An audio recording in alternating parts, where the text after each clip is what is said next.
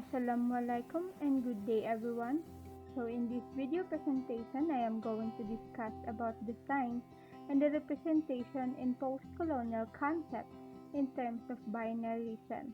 But before that, let's have a brief review about semiotics and sign.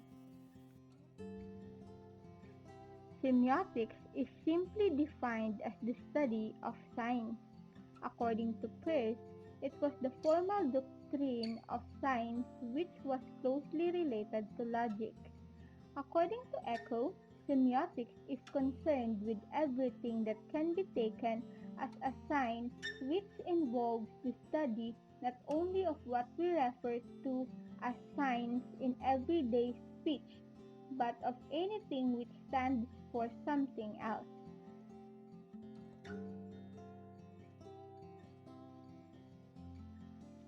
Saussure said that it is possible to conceive of a science which studies the role of science as part of social life.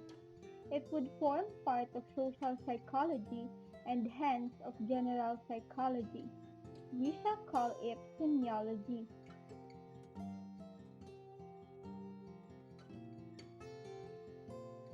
Ferdinand de Saussure is a Swiss linguist. He was born in 1857 in Geneva and died in 1913. He is the father of modern linguistics. He saw language as a system of signs and introduced a new way of looking at representation and signs.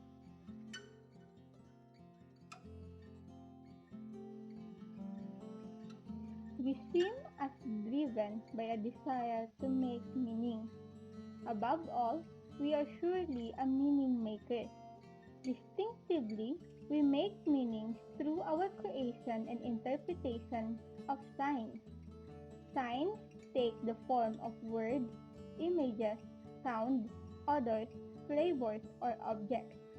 But such things have no intrinsic meaning and become signs only when we invest them with meaning. Anything can be a sign as long as someone interprets it as signifying something, referring to or standing for something other than itself. We interpret things as signs largely unconsciously by relating them to familiar systems of convention.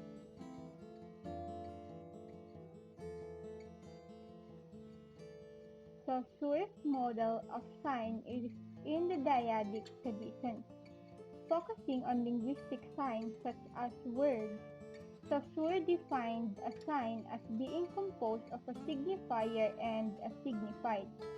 For Saussure, signifier and signified were purely psychological. Both were non-material form rather than substance. Sometimes they referred to an actual reference in the world.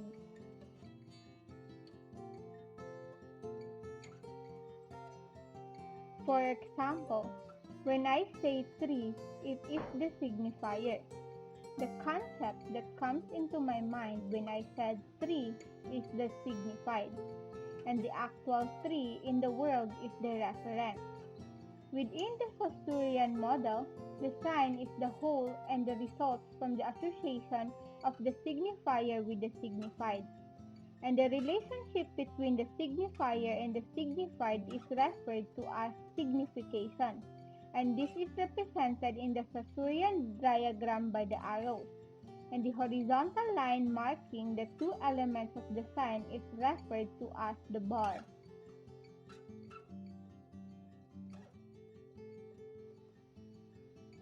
If we take linguistic example, the word open, when it is invested with meaning by someone who encounters it on a shop doorway, is a sign consisting of a signifier, which is the word open, and a signified concept if the shop is open for business.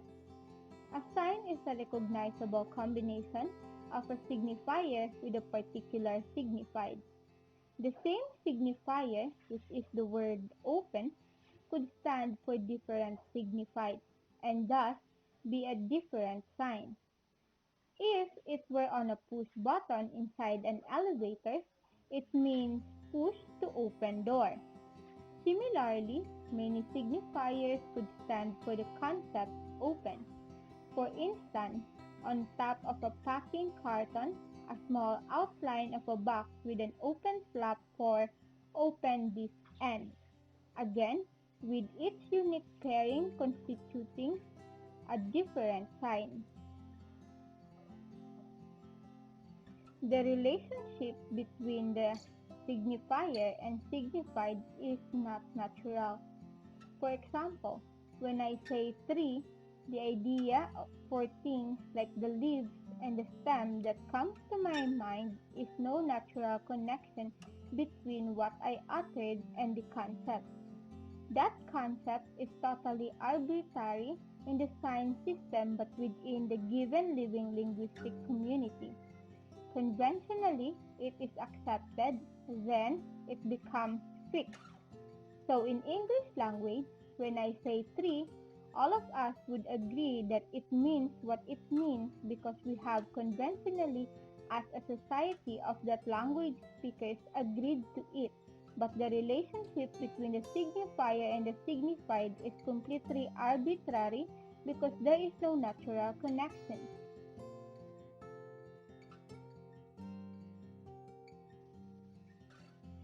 Signs means something is different from other signs. Sign has no substantial meaning of itself. It means something because it is nothing something else, and that is what we call differential meaning. Sign means something in difference in other signs. A chair is a chair, but it is not a table. And the table is a table because it is not a floor. So, it's the difference from the other signs that constitutes the meaning of a sign. That is where binarism comes in.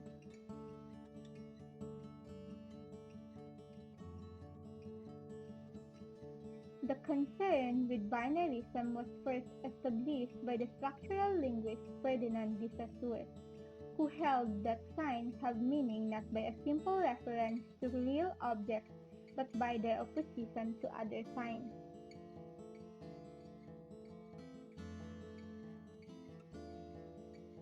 The binary structure of the signs is the sign means something because of another sign, but then there are extreme forms of binary, where one sign is absolutely opposite to another sign. For example, white to black and day to night. So, this is what we call binary opposition.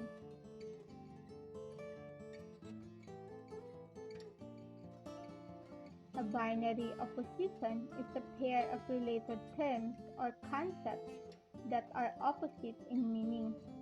It is the system of language and or thought by which two theoretical opposites are strictly defined and set off against one another. The binary opposition is the most extreme form of difference possible, like sun, moon, man, woman, birth, death, black, and white. Such oppositions, each of which represents a binary system, are very common in the cultural construction of reality. The problem with such binary systems is that they suppress ambiguous or interstitial spaces between the opposed categories, so that any overlapping region that may appear, say, between the categories man, woman, or child, adult, becomes impossible according to binary logic and the region of taboo in social experience.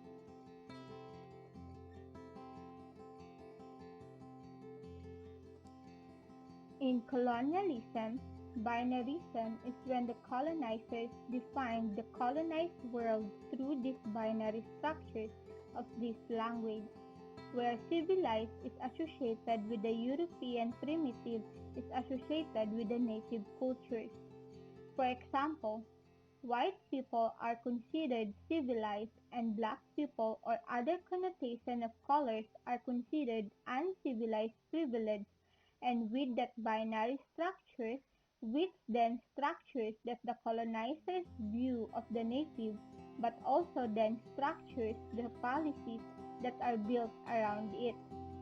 And in all other circumstances, even they are not colonial, the sign system these binaries get to define who are privileged and not, because one part of the binary is always privileged over to the other. So in binary, man and woman, historically, we know that man is always be privileged.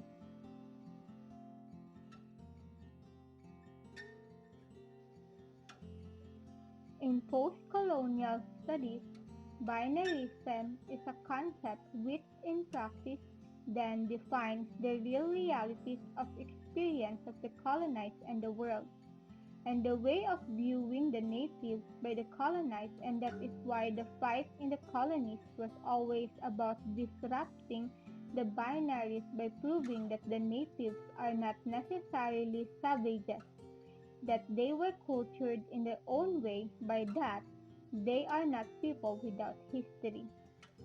Binarism divides the world through a signed system into one sign that is one part of the binary that is privileged and the other one is not. That is the structure that defines most of the dictates and systems of colonialism. Because colonizers have to assume that they are more civilized and enlightened, and the colonized people are primitive, savages, and uncivilized. In this, binary structure holds the system together. At any time, an anti-colonial movement rises and tries to disrupt that binary, to destroy that binary, and to prove that they are superior, or at least prove that they are not what they are believed to be within the sign structure. Binarism overall is a linguistic system and eventually political that divided the reality through language into the privileged side of the binary that belonged to the colonizers, and the non-privileged side of the binary is attributed to the native, and the fight then is ultimately was to disrupt the binary, which we can trace from feminism, racial and ethnic divide.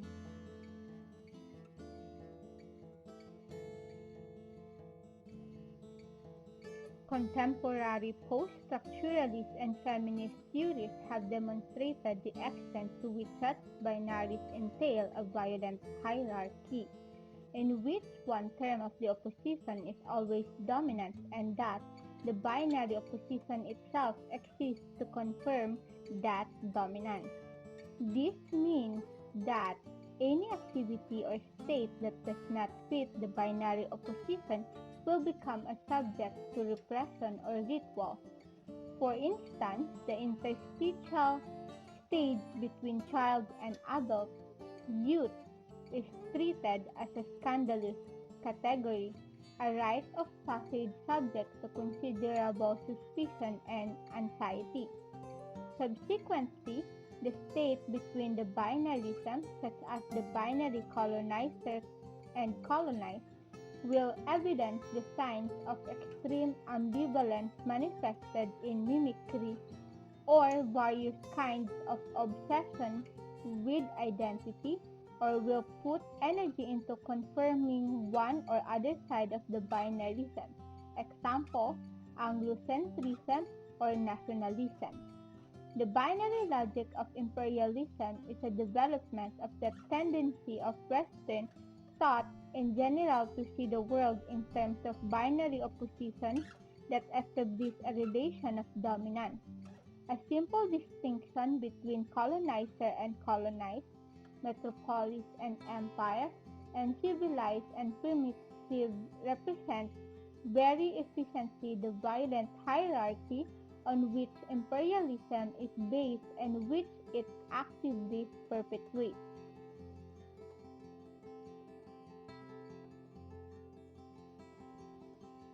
Binary oppositions are structurally related to one another, and in colonial discourse, there may be a variation of one underlying binary that becomes rearticulated in any particular text in a number of ways.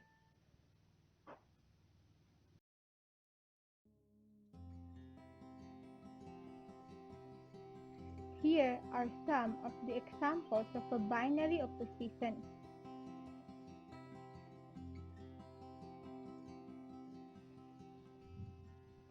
Clearly, the binary is very important in constructing ideological meanings in general, and extremely useful in imperial ideology.